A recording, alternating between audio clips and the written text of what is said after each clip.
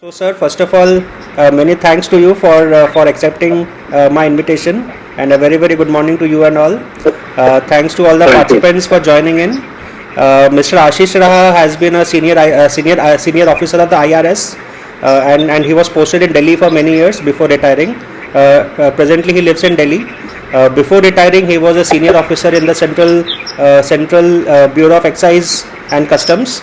Apart from his accomplishments in the material world, he has also touched great depths in the spiritual world, and I have had the fortune of learning a lot from him during my days in Delhi, and this is how I know him.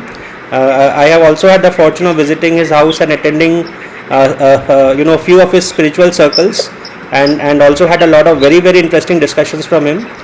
So he's a very rare person I have met in my life, who has touched success from a material perspective and also success from a spiritual perspective, which is very rare in my opinion. So I am very thankful to him for being a part of my journey and for accepting this invitation. So with this short invitation, I would request him to kindly share his views on honesty, because that's a thing that all of us struggle with, especially how complicated the world around is. So sir, please share your views with us and help us in dealing with the world around us. Thank you so much once again. Thank you very much, Kushal. In fact, without much introductory comments, let's straightway go into the subject. And I understand that it is interactive session. So here we start. Topic is how to be honest in a dishonest world. Now, first you have to define what is honest. It's a very confusing concept. What is honest? Honest, as it has been defined in dictionary, is to become truthful, not likely to steal, cheat, or lie. That's Cambridge Dictionary. More or less every other dictionary has adopted the same meaning. Now, truthful. What is truthful? Truth has always been given very high stature in our starting from Mahabharata, in our ancient literature, and even in the current ethical concept. What is truth? Now, in Mahabharata, it is said that there is no religion higher than truth. This logo has been adopted by Theosophical Society. There is no religion higher than truth. But what is truth? And there is a lot of confusion about it. Now, when I joined the service, I, of course, after 2 years of probation, first tenure was in Calcutta. From Calcutta, when I was transferred to Delhi in my 20s, I called on my spiritual master, and while blessing me, he told me very simply that stick to truth, come what may. And there is nobody who can stop your rise. It's a very normal, standard advice. But then I took it very seriously, and I took that blessing as a cardinal principle in my life. I said, let me test whether I rise to the top or not. Only the future will say. But my profession is, I must stick to my profession. My profession is honesty. Honestly, I must stick to my profession. As you are aware that in revenue service, when you are primarily dealing with the corporate sector, you are very powerful, very close to the political masters, very close also to the rule breakers, the offenders, the smugglers. And when you deal with such notorious syndicates, you often come in conflict with the political bosses and, of course, bureaucratic bosses also. And several times it happened that I got the instruction which was quite contrary to my conscience. Like, I've made a case, I want to arrest somebody, they said don't arrest. If you have arrested, release him. If you have started a case, close the case. Now the problem is what is expected of me. As a bureaucrat, your discipline tells you that you must carry out the command of the boss, or boss's boss, or political master. That is part of my discipline because it is an executive service. But my conscience tells me just the opposite. I said, don't compromise on principle. Now, do not compromise on principle tells me that do your job. If your job is to punish the offender, punish him. Irrespective of the command from the higher authorities, irrespective of his connections, and irrespective of your material future. Maybe you may lose your promotion, maybe you will be harassed, punished for defying the order. So there is always a conflict. But remembering the blessing of my spiritual master, and I was quite young that time, I have stuck all the time to my conscience, to the principle, and tried to be honest. In the result or in consequence, there has been attempt to persecute me. There has been inquiry. If there was any lapse on my part, they would fix me, but nothing has happened. It has happened time and again, but I have come out. And really the latter part, that you will rise to the top. Nobody can stop it. And it has happened. I retired as a member of the board, which is equal to the Secretary to Government of India. Despite all these conflicts. So I am personally convinced that you need not adjust yourself with the dishonest world. In the end, you'll find that the dishonest world is adjusting with you because they know what type of man you are. And that happens. 4 or 5 times when it happens that I don't listen to dishonest order, then people stop giving me dishonest instructions. They know what type of man you are. So we need not adjust all the time. My advice to all of you, stick to your conscience. You need not adjust with the dishonest world, and environment of the world will very soon find the way to adjust with you.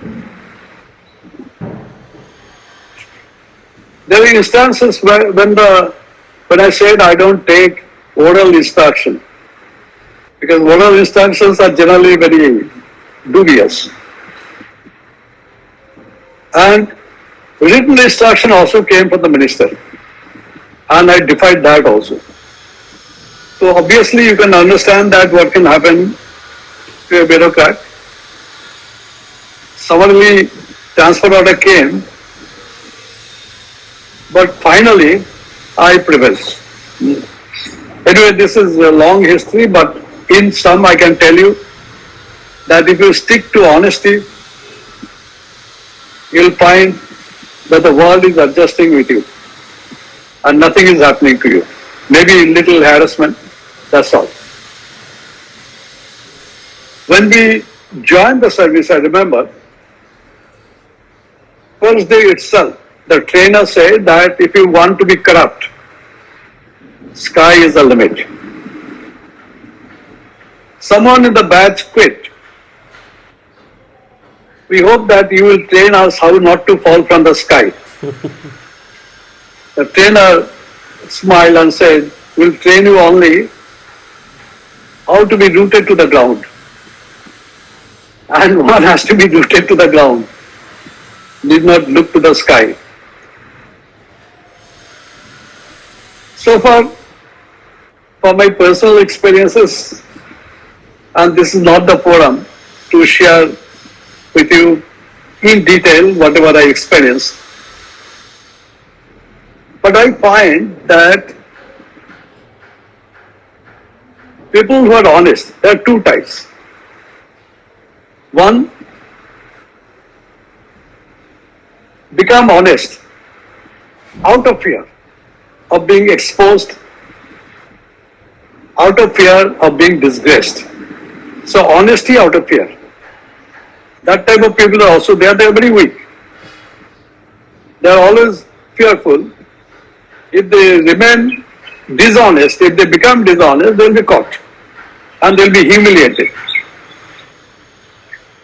So that sort of honesty has no meaning eventually, because supposing there is an order or instruction from the above that do some dishonest act, what will you do? The man is very timid, is honest out of fear. He will immediately calculate that if I defy my boss, I'll be in trouble. Better to listen to my boss. And they do dishonest acts at the command of the higher authority. And they compromise. The other type of honest people, they are honest out of conviction. It is very difficult to shake them. There are many people, even in politics, I found they are honest. It's not that all politicians are dishonest, it's not correct. There are certain politicians, high-ranking authorities, ministers, and so I found completely honest. Although vast majority are dishonest. So that is it. Be honest out of conviction. Now there are certain perspectives. If you look at historic perspective, or let us look at Mahabharata, how becoming truthful is really very confusing. In fact, not a very clear concept. Take the example of Bhishma, that grandsire Bhishma. Now the time of disrobing of Draupadi, it was a great insult to womanhood. She has been disrobed in the open court, in the presence of grandsire Bhishma, Drona, Vidur, Dhritarashtra, and all the Pandava, Kaurava and all that. Now she put a question that after Yudhishthira has lost all the bets, lost himself, he has become a slave in the dice game. All Pandavas have become slaves. Can Yudhishthira further play the dice and put me as a bet? Has he not lost all his right? Now that question was put. It is a very logical question. And what is the truth? She asked the question to Vishnu. He said, I am sorry, I cannot answer. Because on one side, the truth is that the husband has an unending right over his wife. During those days, it's in the context of that yoga where the concept was like that, not in modern. And on the other hand,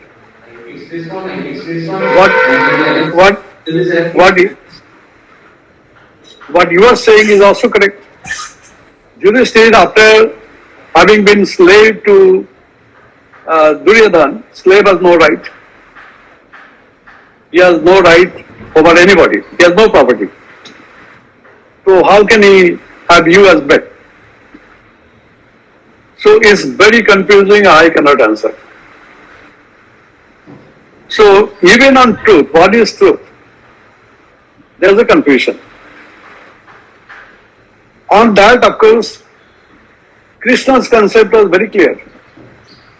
Krishna, when he was lying on the bed of adults, Sharaswajja, Krishna told him that there was always a higher truth and a lower truth.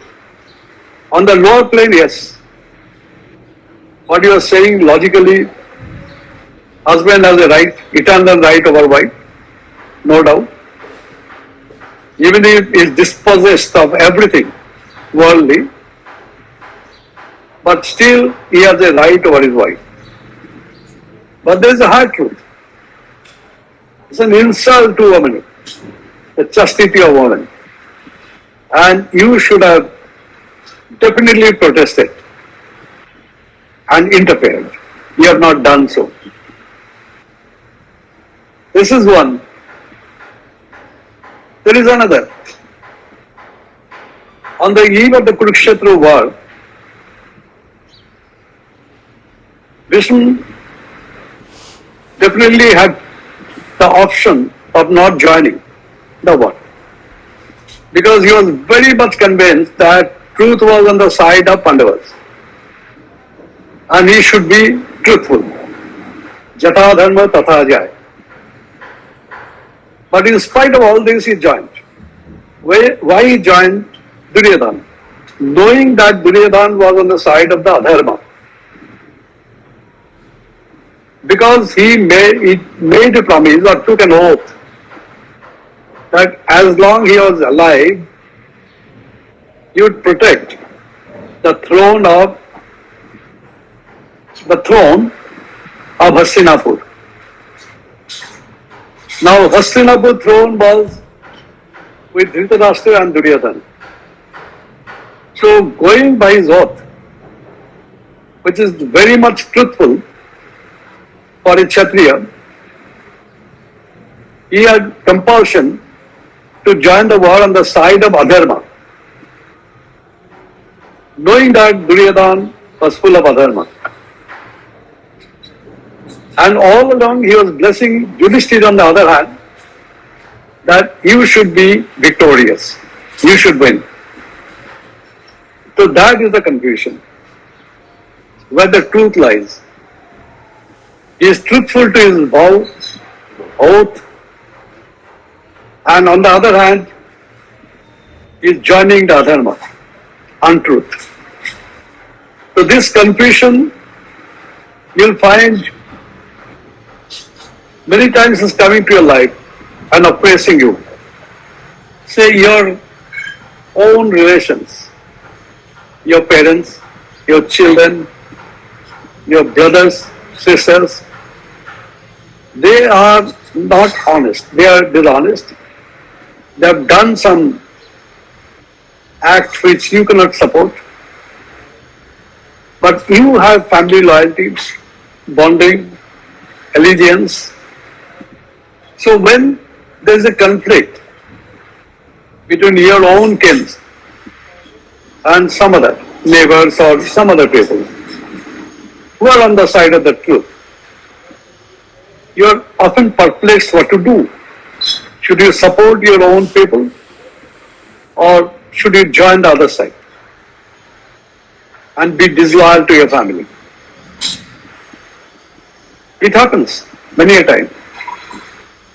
I remember the instance of Mahabharata, as we just discussed. It can happen in your life also. And what do you do? Because there counts lower truth and higher truth. At the very lower level of the material level, yes, I have family bonding, loyalty and all that. I'll be on the side. Come what may, I'll support my children, my parents, my own people. I cannot support the others, but outsiders, neighbors. So this perplexing problem It will be eternally troubling you. And then remember the higher truth and lower truth. The concept of this is, as an example, as Krishna said, that when self-interest comes in conflict with family interest, you sacrifice self-interest. When family interest comes in conflict with your village interest, sacrifice family interest. If village interest comes in conflict with your country's interest, sacrifice your limited interest, village interest.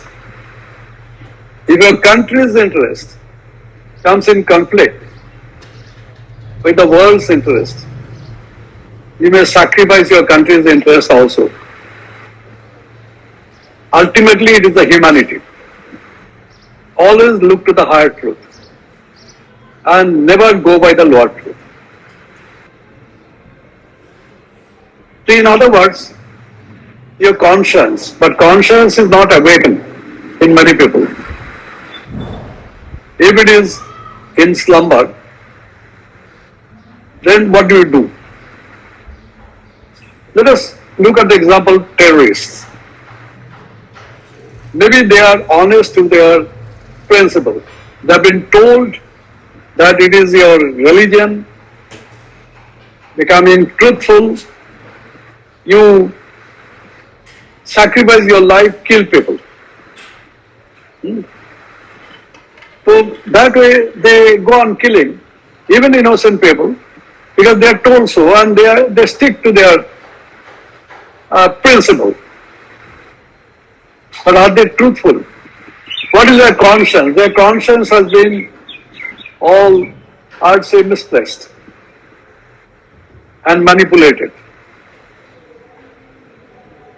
So unless your conscience has awakened, unless your conscience knows what is truth and what is untruth, you'll be misguided. So there comes the two concepts. One is that at the material level, another is at spiritual level. Materially, you need not be a God believer, but you know what is ethics and what you should do. At the spiritual level, you know that there is a higher truth which is not easily perceivable, but there is a way to travel to reach that higher truth and follow the prescription, whatever is available in the scriptures, Upanishads, and so on.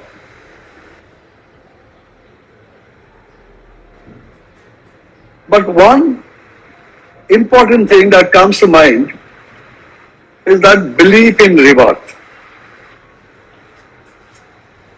Even in ancient time, there was a philosophy known as Lokaya Darshan. You will find that in Shankaracharya's Sarva Darshan Sangraham. Lokaya Darshan is the first one. It's a philosophy, highly materialistic philosophy, which may be more materialistic than Marxism. It says that life is only one. There is no God, no heaven, no hell, and the scene we talk of is non-existent. What is important is only material comforts, also known as Charvaka Darshan. Javat jibet shukham jibet, rinam kritva ghitam pibet. What counts in this single life is only show. There is no afterlife, there is no soul. Vedas are all rubbish. This caste system all bogus. Everything material and no scope for spirituality. So we say that there are four Purushartha: Dharma, Artha, Kama, Moksha. They say no, there are only two: Kama and Artha. your desire and money. Only these two count. So highly materialistic philosophy, but they call it darshan philosophy. Lokaya darshan or Charvaka darshan. These are also in existence side by side. As opposed to that, there was Vedanta darshan. Actually, Kurukshetra war, to be very honest,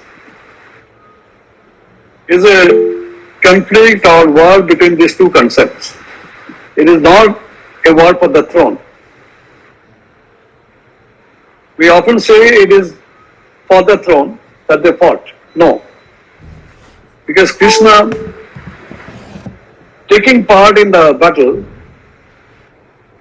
had no interest in whether the throne was given to Yudhishthira or not. That he only asked for 5 villages. And when Duryodhana denied that, he said no, he refused, then only the war happened. But his whole concern was that dharma should be established. Dharma sansthapanataya sambhavani juge juge. It was a battle between that dharma and adharma. Lokaya darshan, which has no respect for dharma, and Vedanta darshan, which is all about dharma.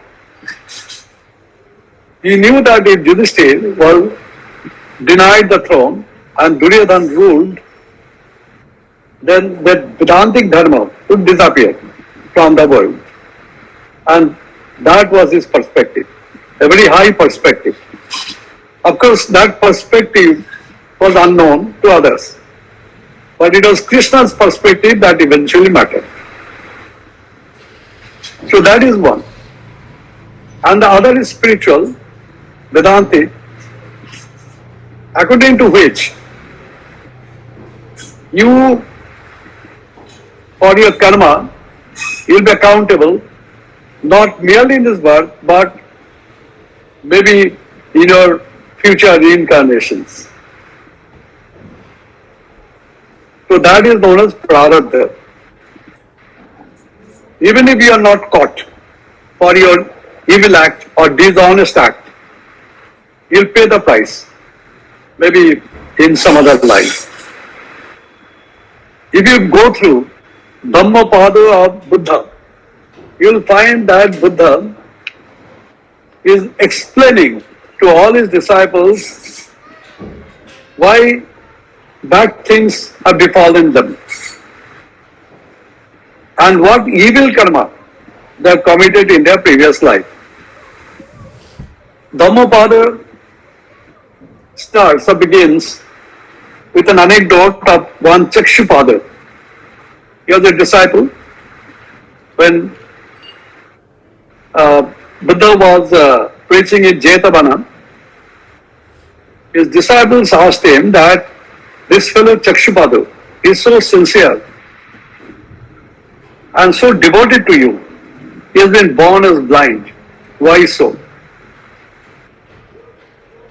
So Buddha explained that, look, this Chakshupada was an eye surgeon in one of his previous births. One woman who had very weak eyesight and was about to lose her eyesight, she came for treatment and said, kindly treat me. If you can cure my eyesight, then I promise I'll be your maidservant lifelong. Now this Chakshupada started treating that woman. And in the course of treatment, he could find out that this woman's eyesight is improving.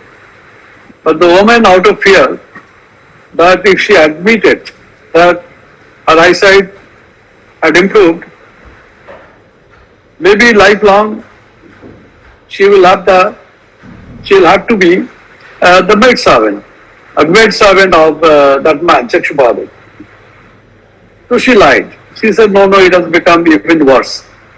Out of anger, this doctor applied an ointment which made her blind for life. So Buddha said that it is because of that unprofessional, unethical act as a doctor, he has been born as blind in this life. There are many stories like that. Moggallana was his right-hand man, Buddha's disciple. How he died, he was murdered, beaten to pulp by dacoits. Why it happened so? What offense he committed in previous life? All these things he explained. Angulimala, who killed 999 people and was about to kill 1,000, was making a garland of right fingers. So, how this changed and why all these things are happening, he beautifully explained, connecting present life consequences with previous life karma. So that way, if you are convinced that this life is not the only life, and we have crossed or passed several lives before, and our development, our progress is linear, likewise, then you'll think 10 times before committing a dishonest act. Because whatever you do, you'll be punished for that. And you're accountable for that. Like, Kanvenna Vadikarase Mahapaleshu Kadachana. So, that thing, if you remember, it has two components in this sloka. One is Karmenna Vadikarase. You have the adhikar, is discretion for your karma. Nobody is forcing you to do some karma. If you do dishonest act, it is your karma. Karmenna Vadikarasya. Mahaphaleshu Kadachana. But don't desire the fruit of action. And in verse 12, chapter 18, Krishna says that you get the fruit of action in three ways. If you are doing good work, fruit of action will be good. If you do bad work, dishonest, fruit of action will be terrible. You suffer. And if it is mixed, there will be mixed result. But there will be no fruit of action if you don't desire any fruit of action. You give up the fruit of action, the result. You say, this is my duty and I do it without expecting any outcome. Mahaphaleshu kadachana. If you do so, karma will not bind you. This is the spiritual level. But till you come to that level where you do not desire any fruit of action, you will be judged by your karma. Good result out of good work, bad result out of bad work, and mixed result out of mixed. So that is all. This is called philosophical perspective. Now it is entirely up to us. What we mean by honest, what we mean by dishonest, and whether we all the time stick to honesty, or at times we'll break away from that and do some partial dishonest work to serve some interest, or maybe my commitment to my family, or commitment to my party if I am in politics, commitment to my service if I am in a service, commitment to my boss if I am a subordinate. So it is entirely up to us. Before I end, I'll tell you another interesting anecdote from Mahabharata again. This was 16th day of the battle, when Karna was almost invincible. He defeated all the Pandavas except Arjun. Arjun was far away. So he actually tortured Yudhishthira so much that he could not continue in the battle anymore. He retired in the tent. Krishna, of course, knew all these things, but Arjuna asked Krishna that what is happening. In fact, I think there is some disaster. Maybe Karna has killed all the Pandavas. You drive the chariot to Karna. Krishna said, no, let us go to the tent because Yudhishthira has been badly wounded. So let us see how Yudhishthira is doing. Arjun came to the tent and looking at Arjun, Yudhishthira was very much elated. He thought that Arjun must have killed Karna. So Yudhishthira welcomed Arjun. He said that you must have killed that Duratma, Karna. Arjun said, no, it's not true. In fact, I have been told by Krishna that you have been badly injured, so I have come here to see you, how you are doing. Then Yudhishthira thought that Arjuna has run away from the battle. It is very disgraceful for Kshatriya to run away from the battle. So he started cursing Arjuna. He said, you are a eunuch. Eventually, I have to make it short. You are a eunuch, you are not fit to hold up the Gandiva. You give your Gandiva to Krishna. So after hearing that, Arjun remembered one of his oaths. He took an oath that anybody insulting me with reference to Gandiva, I'll kill him. So he raised his Gandiva and was about to kill Yudhishthira. Krishna intervened. He said, what the hell you are doing? If you kill Yudhishthira, the battle is over. It's all for Yudhishthira. And he is your elder brother who is like your father. And how can you kill him? You'll go to eternal hell if you kill your own brother like this. Arjun said that I'll go to hell if as a Kshatriya I break my oath. I took an oath. Anybody insulting me with reference to Gandiva, I'll kill him. And here Yudhishthira has committed that sin. So I have to kill him. Even if I have to go to hell, I should go to hell as a Kshatriya, not as a fallen Kshatriya. Then, of course, all of you know, the solution came from Krishna. He said that if you insult a respectable, honorable man, it is as good as death. So you insult Yudhishthira, and that means death to Yudhishthira.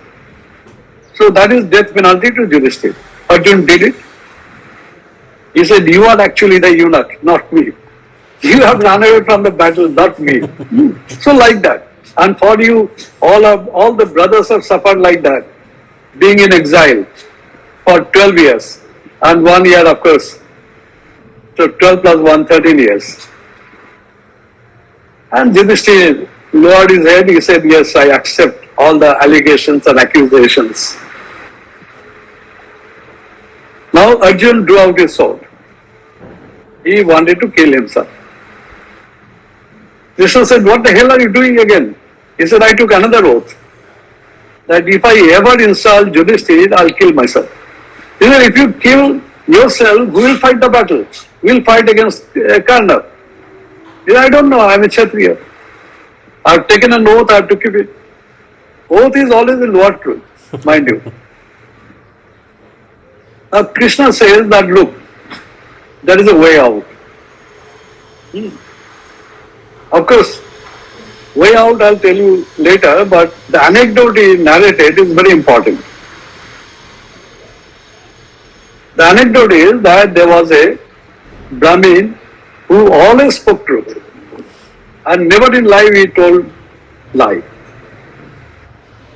Now some dacoits were chasing a goldsmith in the forest. And that goldsmith took shelter in the Brahmin's house. Dacoits came there. They asked the Brahmin, Brahmin, we know that you always speak truth and never tell a lie. Tell us honestly whether that goldsmith whom we are chasing is hiding in your house. Now Brahmin thought that if he spoke the truth, the man will lose his life. But if he tells a lie, he'll go to the hell. Now what is more important? Going to heaven for him or the life of the goldsmith? So that Brahmin decided to speak the truth. He said, yes, the goldsmith is hiding. And the goldsmith was slaughtered, looted. So Krishna said to Arjuna, look, the Brahmin who spoke the truth, actually, eventually he went to hell.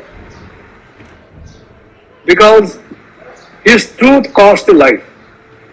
And the hard truth is life.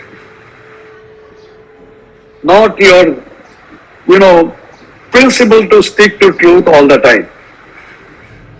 If your truth has the consequence of taking the life of an innocent person, don't stick to that truth.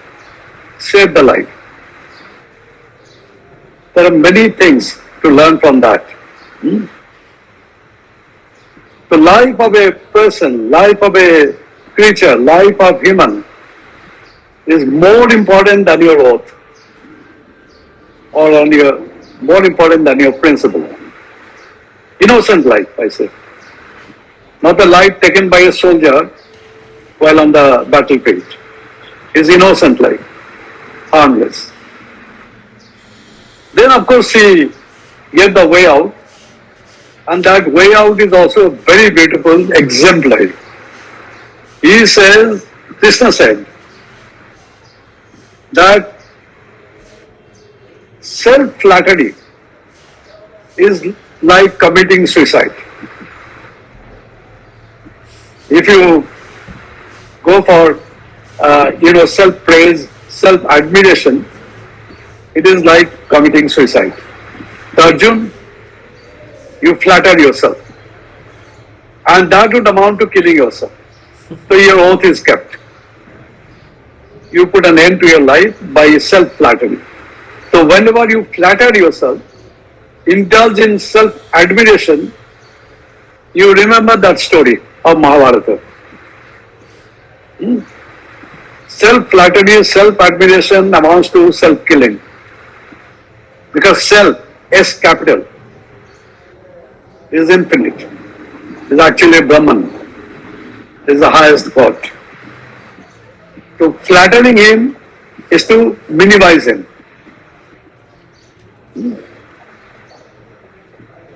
So with this story, I think it's 45 minutes, and now is open to questions. If you have any question. Thank you so much, sir, for sharing these wonderful stories with us. So the floor is now open to questions. Saurabh, if you have a question, you can unmute yourself and ask. Hello, sir. Good morning. I am Saurabh, BTech first year student from Sitara University. My question is, as you said in Gita, Krishna said we should do our work without any desire for any result or outcome.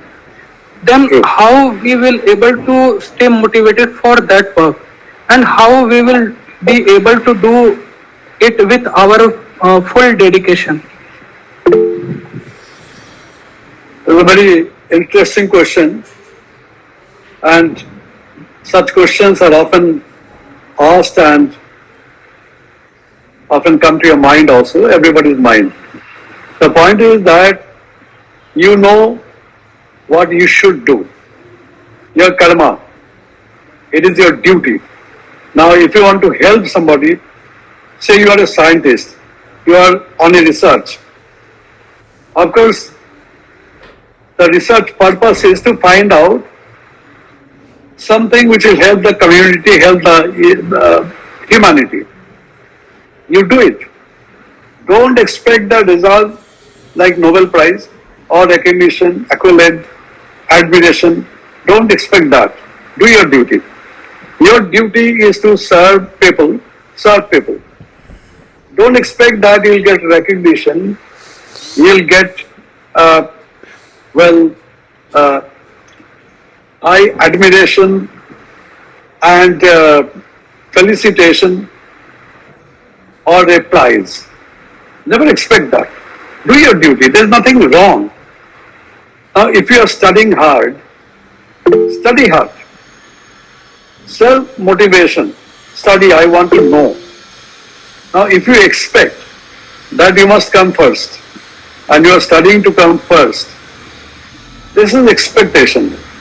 You expect that I study so hard so that I can go abroad and get a scholarship.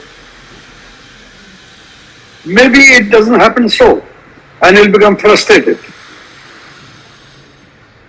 So that way, he is saying that give up all desire. It's a desire that brings you back time and again to this world. Unfulfilled desire is terrible. So similarly, he says when you die without desire. Unfulfilled desire. So concentrate your mind on the higher truth. And what is the highest truth?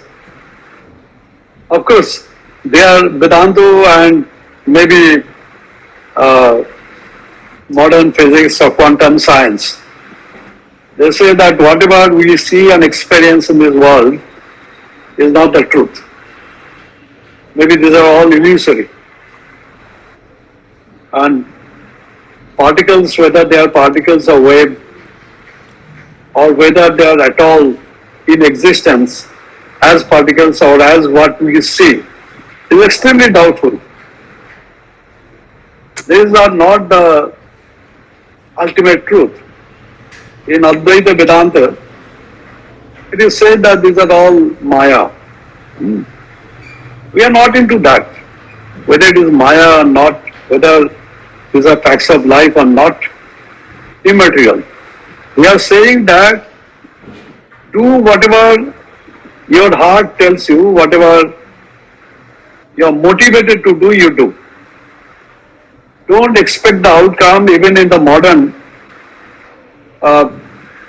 management theory, the management gurus, they are also coming to that. They say don't judge the action by outcome, which is completely wrong. Outcome is not in your hands. Maybe you have done your very best to promote a commodity or product, but the product does not sell. The fact that the product does not sell cannot be connected with all the action you have taken. Your action is genuine, logical, maybe time tested, but still it does not lead to the outcome you desire. So main thing is don't focus on the outcome, focus on the action. This is a present management principle also. So focusing on outcome, if you do your act, it may turn out to be terribly disappointing, even in practical sense. And spiritually, of course, that is not to be done. Okay. Thank you, sir. So we have two questions in the chat. If you can either see the chat or if you want, I can read the question for you. You read the question. I think all of us can share that. Sure, sir. So we have one question from a second year student whose question is, sir, sometimes fear leads us to be dishonest. How do we overcome that fear? Yeah, that's a very practical thing, that if you are in a private job and you know that you are becoming dishonest to sell a product or to do things that your boss or authority desires you to do. If you defy, you may lose the job. And if you lose the job, it will be terrible. And if you listen to such dishonest order or instruction, you are going against your conscience. You yourself are becoming dishonest. What do you do? It's a very tricky situation, I must say. Now, there are very few people who, out of conviction, will stick to the correct path. And maybe they will quit the job also, suffer for some time, but eventually will come up in life. But vast majority may fall in line. The choice is yours. But once you make the beginning of falling in line with dishonest act and practices, there is no end to it. Finally, you will find that you are entrapped and you have lost all your personality. You are always compromising. And you will not be able to pardon yourself. Becoming practical is not becoming compromising. So it is entirely left to you. My advice to you is that don't compromise on your basic principle. You can try to tell me.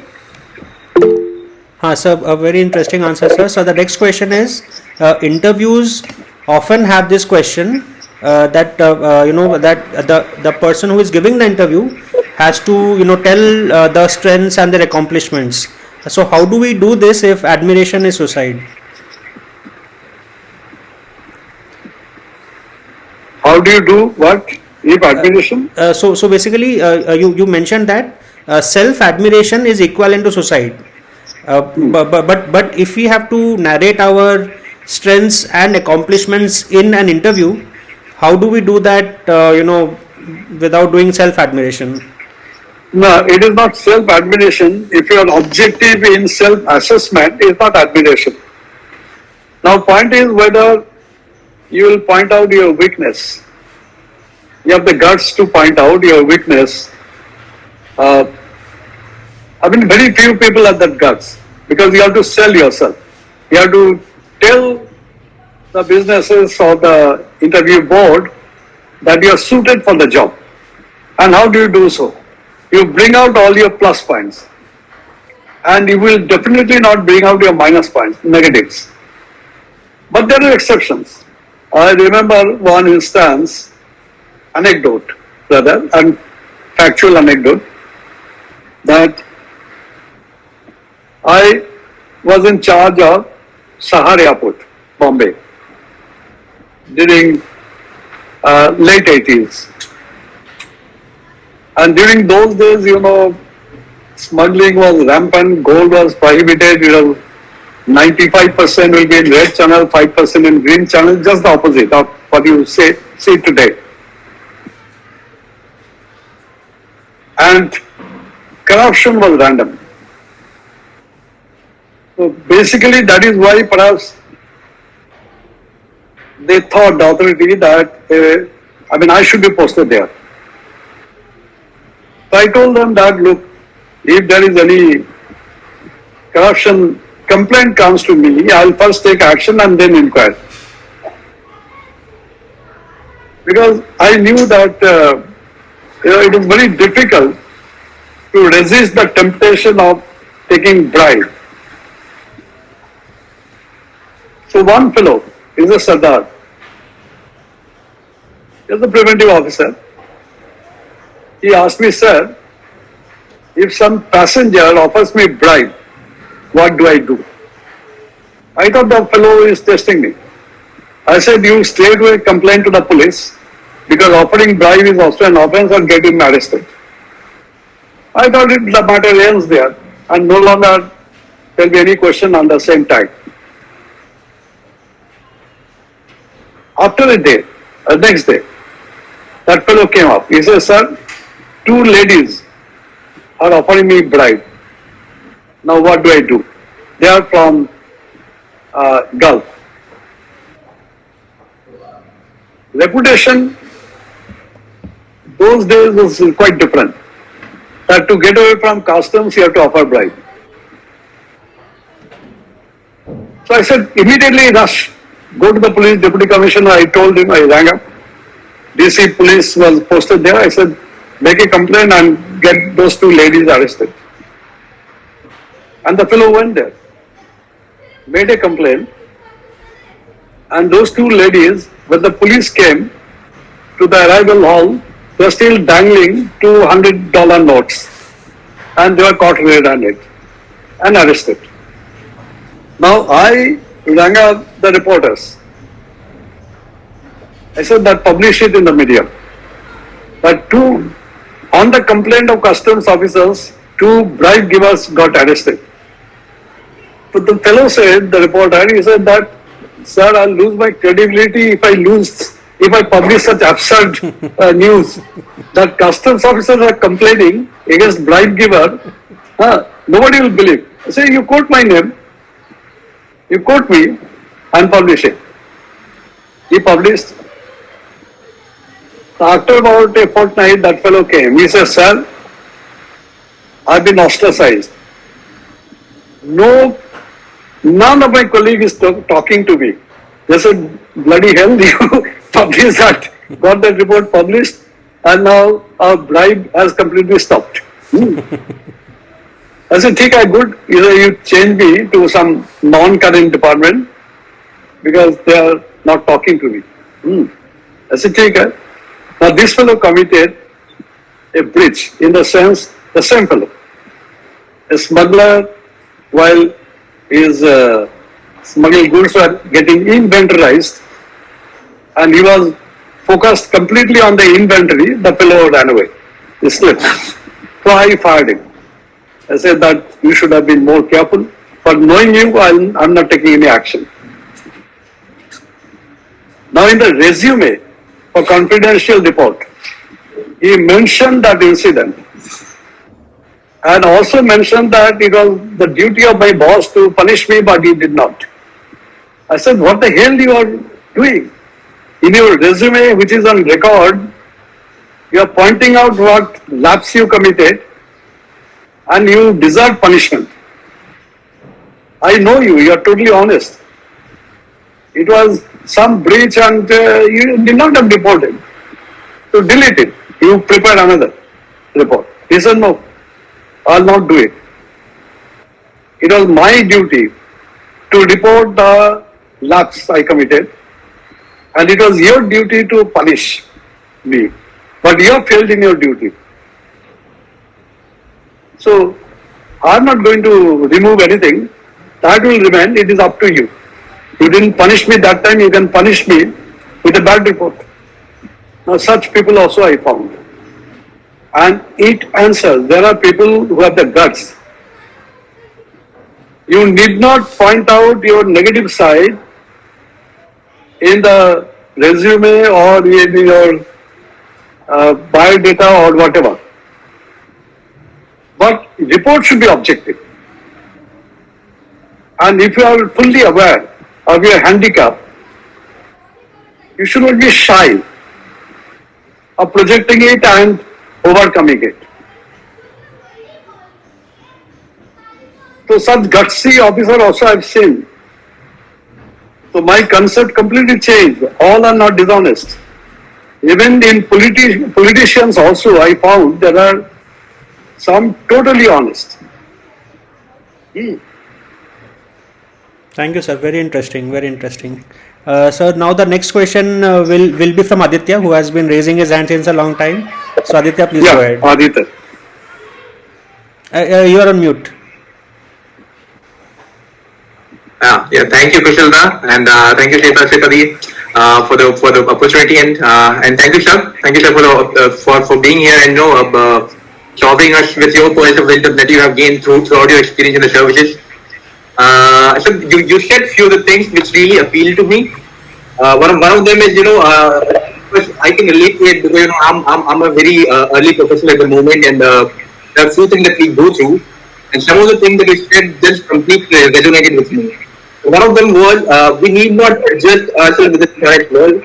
at the end, dishonest world. That was something very encouraging for me because then the struggle that we go through. But coming to the question part that I have in mind, we said that sometimes we have to see what is the higher truth and what is the lower truth. And we need to go for the higher truth. You see, I gave you an example from Mahabharata itself. Yeah. Now, higher truth and lower truth.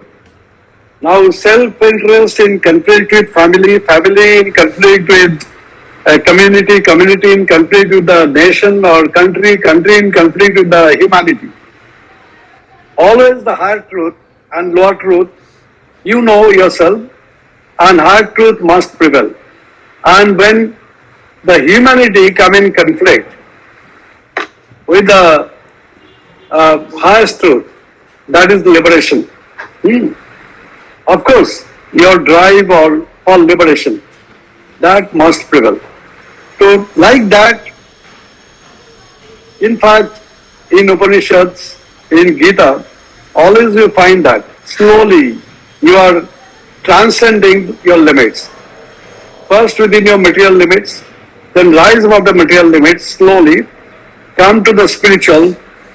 There is a verse in that is verse number 32, chapter 6 of Bhagavad Gita. Now it says that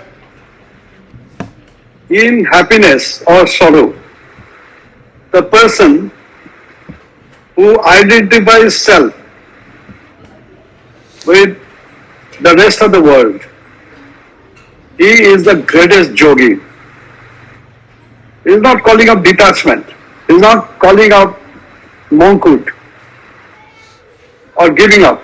He says, if you can identify yourself with the suffering or happiness with all the creatures, that means you are united, your soul, with the soul of all the creatures, and feel happiness when they are happy, feel sad when they are sad, you are the greatest yogi. So that sort of thing, you have to bear in mind. What is highest truth? Highest truth is arouse yourself, enlighten yourself, awaken yourself. Yes, sir. So, the stages of truth. Now, as I said that when your family interest, loyalty comes in conflict with the other side who is really truthful, which side you should take? Your loyalty should prevail or truth should prevail? That is how you have to look at things.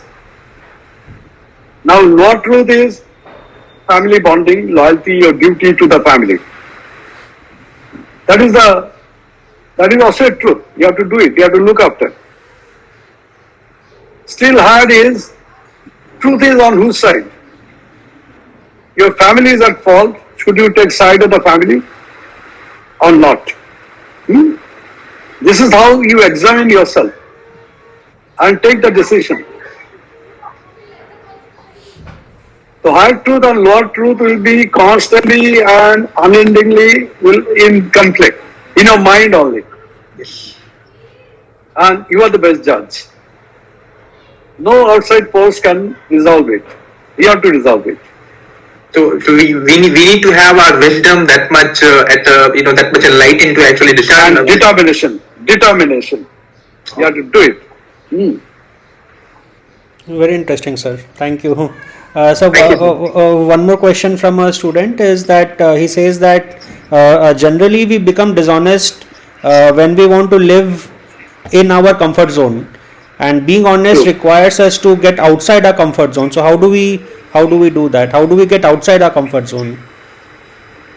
You see, if you are really truthful, you are in eternal comfort zone. That is what is said in Gita, Ananda. Because you have really surpassed and transcended all the limits. Eternal Ananda. And no comfort zone can beat that. But Well, while you are in the process of reaching that eternal comfort zone, you pass through several, frictions, several impediments, which you have to cross. During that stage, when you identify your comfort zone as material comfort zone, you are mistaken. Material comfort zone is not everlasting. It's short-lived. Now, material comfort zone, if you steal, okay, you have some money by stealing or defrauding or cheating, and your material comfort zone goes off, is satisfied because you are able to buy a car or a house, and in style you can live. But always it is said is short-lived. So that way, are you convinced that it is actually not a comfort zone? Comfort zone and happiness, they are not the same. And this sort of short-lived comfort zone is ultimately not paying much. I've seen that many of my colleagues who have not taken the right path all the time and maybe have fallen for comfort zone, their children's life have been destroyed because they have what they've learned from their parents is hankered after comfort zone, and they have fallen easy prey to all temptations and dishonest people.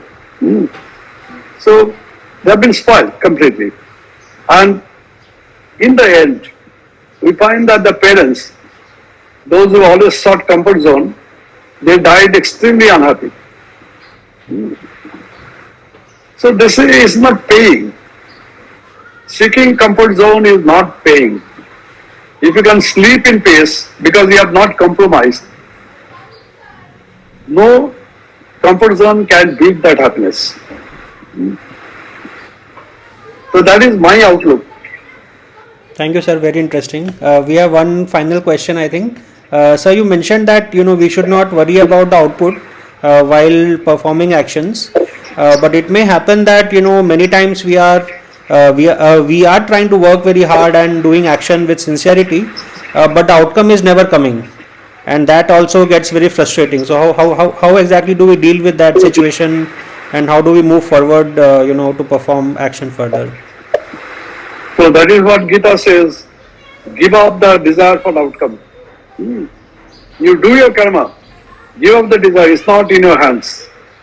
And these are controlled or governed by some higher force, of which Gita and Upanishads say, but we are not able to perceive. There is some higher consciousness. Whole problem is that they say you can perceive that higher consciousness if you follow the method. We are not prepared to follow the method. Meditation, all that, we say no, it is not possible for us to follow. Now that is regulating our destiny. But that is again 1/5.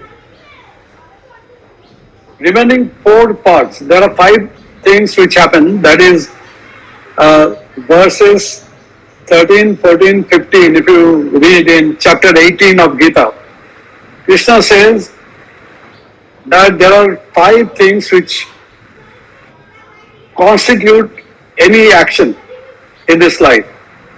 Out of the 5, 4 things are under your control. Your personality, time, circumstances, your efforts, these are 4 things. But the 5th thing is destiny, which is not under your control. You work very hard to achieve something. Finally, you find that the result is not as you desired. That is not in your hands. So that is why should you allow yourself to be frustrated? Instead, far easier to give up the desire for the result. I am doing my duty. I don't know whether I'll be successful or not. In the process, I'm learning, I'm having experience. If I have committed a mistake, I'll correct it. but don't desire any result. Give up that desire, all desire. Sankalpa in chapter 6, from verses 2 is covered. They say, unless you give up all sankalpa, you cannot be a yogi. What is sankalpa? Sankalpa, you can say that is a vow, mission, or whatever, or promise, or whatever. But even that you have to give up. Initially it is good. You have an ambition, not bad. But if you want to progress further, you have to give up that also. Chapter 6 of Gita. Thank you, sir. Thank you very much. Any other questions from anybody? If no, then let's thank Ashish sir a lot for today's talk. And I must repeat the same sentence. Again, that you don't have to adjust with the dishonest world. If you stick to your path, the dishonest world will adjust to you. That line I found really wonderful, and I think that this should become a quote to be hung on our walls. I think so, sir. Once again, it was a great pleasure talking to you again after such a long time, and I look forward to more such interactions with you. Thank you, Krishna. Again on behalf of all the audience, and thanks to all the people who joined for this session. And if you have any questions in the future that you would like to ask, sir, please you can send me an email or WhatsApp message. I will forward your question to him and get a response for you. Always happy to do. Thank you. Thank you so much, sir. Thank you so much. Take care, sir. Thank you. Bye bye. Namaskar.